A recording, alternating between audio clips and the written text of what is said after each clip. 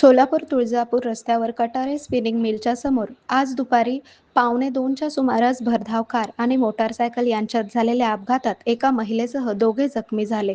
हनुमंत बबन गायकवाड, राहणार राळेरास, तालुका उत्तर सोलापूर आणि त्यांची पत्नी सौ सुवर्णा अशी जखमींची नावे आहेत. या अपघाताची माहिती मिळताच 10-33 रुग्णवाहिकेतून दोन्ही जखमींना उपचारासाठी सोलापूरकडे नेण्यात आलं.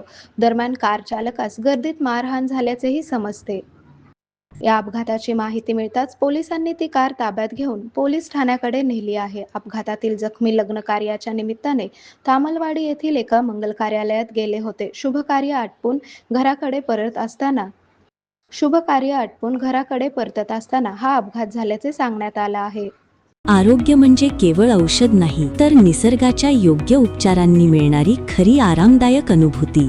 सोलापूरमध्ये निसर्गोपचाराचं विश्वासाचं नाव लिमये निसर्गोपचार केंद्र.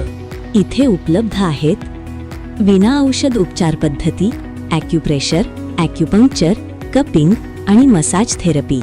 सर्व प्रकारच्या आजारांवर निसर्गाच्या माध्यमातून